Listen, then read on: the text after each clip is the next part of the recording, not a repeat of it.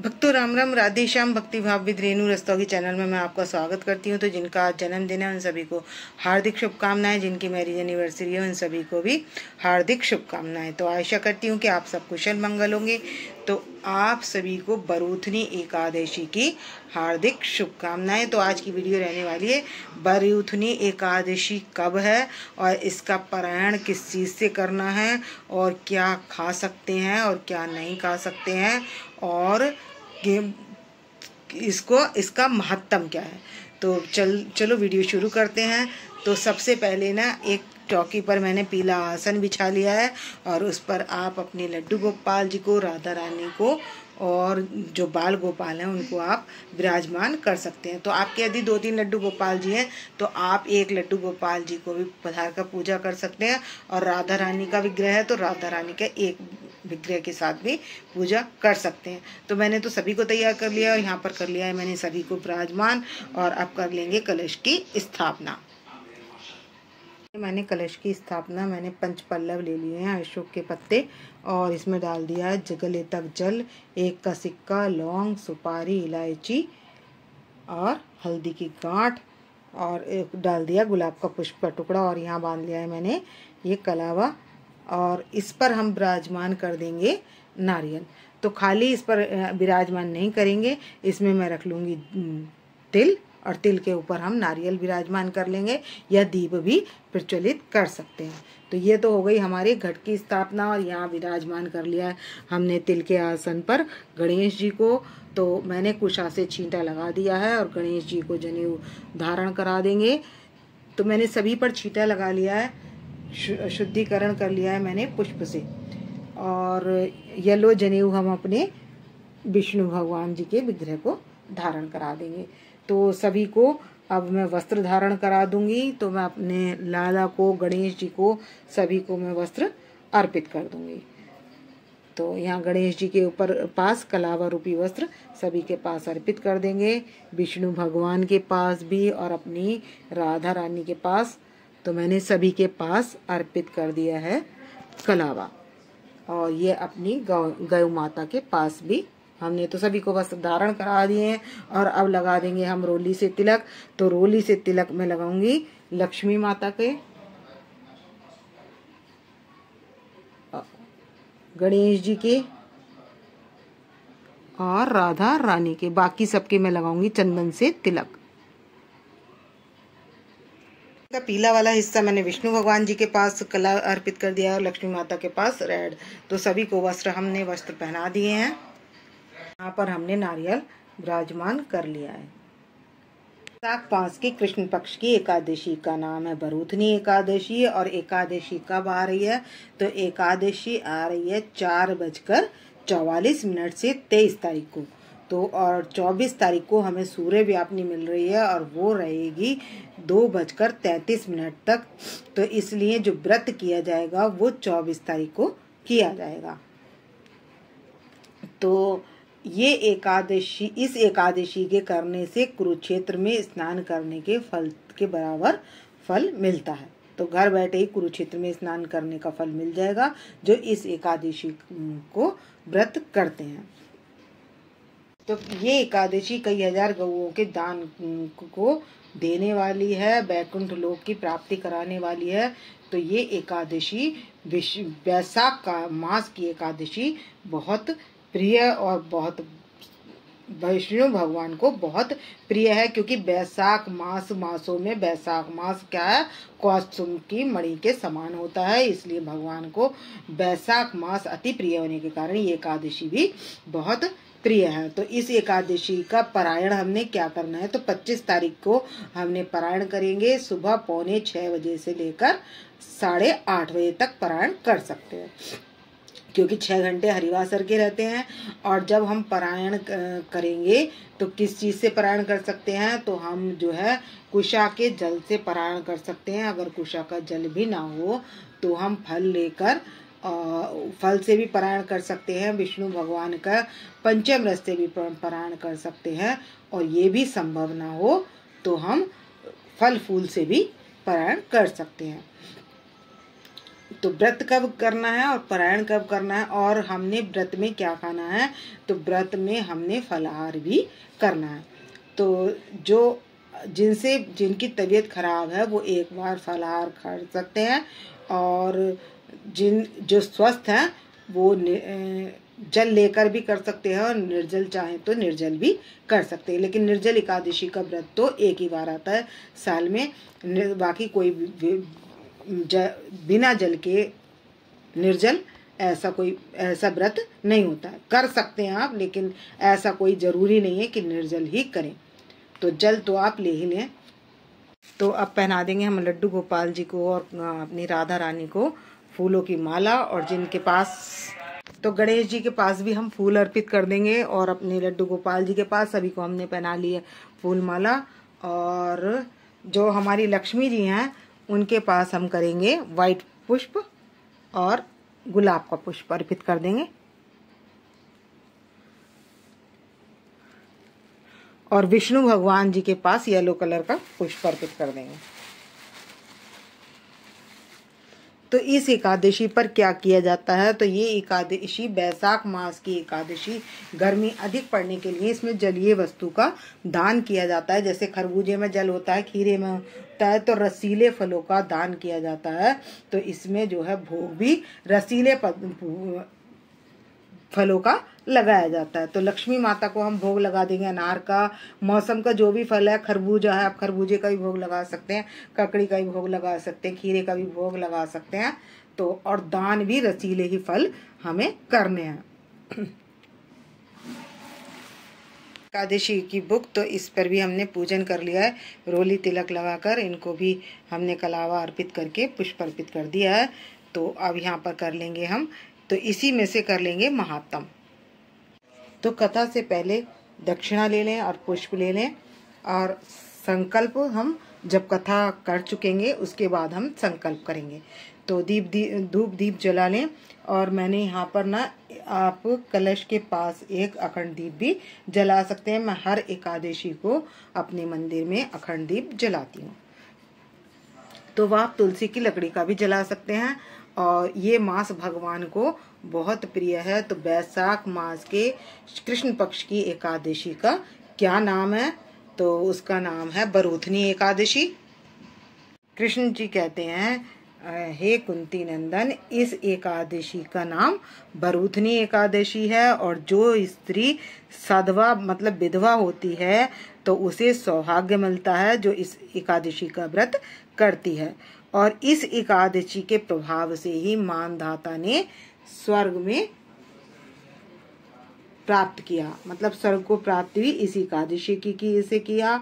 और इस एकादशी का फल सहस्र हजार तपस्या करने से जो फल मिलता है वो इस एकादशी के व्रत करने से सहर्ष मिल जाता है। और इस एकादशी के करने से लोक और परलोक दोनों संवर जाते हैं और स्वर्ग की प्राप्ति होती है। और शास्त्रों में कहा गया है, घोड़े के दान से हाथी का दान उत्तम है, और हाथी के दान से भूमि का दान उत्तम है, और उसमें भी उत्तम दान तिलों का है। तिल के से उत्तम दान सोने का दान है, और सोने के दान से भी उत्तम अन्न का दान है, और अन्न के दान के बराबर कोई दान नहीं है। तो इस बैसाख के महीने में दान की बहुत महत्ता है। जो बैसाख मास नाते हैं, जो एकादशी का व्रत करते हैं, उन्हें क्या है, अन्नदान और जल दान जरूर देना चाहिए। अन्न दान से पितृ देवता और मनुष्य सभी तृप्त होते हैं। तो आपके जो पितृ भी तृप्त होंगे वो अन्न दान से होंगे। तो अन्न आपको ब्राह्मणों को जरूर दान देना है इस एकादशी पर। एकादशी पर मतलब जो एकादशी के बाद द्वादशी आती है तो आप उस पर पितरों का दान दे सकते हैं। एकादशी के दिन अन्न का दान नहीं किया जाता, इसलिए आप जो अन्न का दान एकादशी पर बोला जा रहा है वो एकादशी यानी कि जब हम एकादशी पूरे व्रत पूरा करते हैं, पारायण का टाइम होता तब अन्न का दान दिया जाता है, तभी पितरों का दान दिया जाएगा जो हम अन्न दे रहे हैं। और फलहार का दान है, जो हम चीनी दूध ये सब देना चाहते हैं ना, तो वो हम एकादशी को दे सकते हैं। जो फल वाला दान है वो एकादशी पर, और जो पितरों का दान एकादशी पारायण में होता है तो वो दान जो है हम करेंगे पारायण वाले दिन 25 तारीख को। इस एकादशी के पारायण पर जैसे जिस किसी के कन्या नहीं है और वो अन्न दान करें तो कन्या दान के बराबर उसका फल मिलता है। ये बात शास्त्रों में कही गई है कि कन्या दान अन्न दान के बराबर है। तो दोनों को उत्तम फल, कन्या दान और अन्न दान दोनों का फल उत्तम बताया गया है। और जो नरक में पड़े हुए हैं प्रलय काल से, तो उनका अगला जन्म भी सुधर जाता है। और जो प्रेम से यज्ञ सहित कन्या का दान करते हैं तो उस दान को तो चित्रगुप्त भी लिखने में असमर्थ हैं। तो द्वादशी के दिन किन किन वस्तुओं का, मतलब दशमी के दिन, द्वादशी से पहले एकादशी और एकादशी से पहले दशमी, तो दशमी के दिन क्या क्या चीज़ों का त्याग कर देना चाहिए। कांसे के बर्तन में भोजन करना, मांस, मसूर की दाल, चना, कौदा, शाक, मधु, दूसरों का अन्न और दूसरी बार भोजन। ये द्वादशी से पहले एकादशी को कुछ नहीं खाते। तो ये व्रत जो है दशमी से शुरू होता है, तो हमें ये नियम भी दशमी को ही फॉलो करना होता है। और व्रती को पूर्ण ब्रह्मचर्य का पालन, रात्रि शयन ना करके एकादशी के दिन क्या रात्रि जागरण, दूसरों की निंदा, दुष्ट पापियों की संगति नहीं करनी चाहिए और असत्य वचन नहीं बोलने चाहिए। तो एकादशी के दिन फ़ोन पर ज़्यादा बातें भी नहीं करनी चाहिए। जो ज़रूरत हो उसकी बात का जवाब दें, ज़्यादा फ़ोन पे बात ना करें क्योंकि निंदा चुगली का अपराध लग जाता है। ज़्यादा बात में निंदा चुगली आती है। नियम से इस व्रत करने वाले को स्वर्ग की प्राप्ति होती है। मनुष्य को पापों से डरना चाहिए और इस व्रत के पढ़ने से 1000 गौदान का फल प्राप्त होता है और इसी से गंगा स्नान का फल से भी अधिक फल इस एकादशी से मिल जाता है।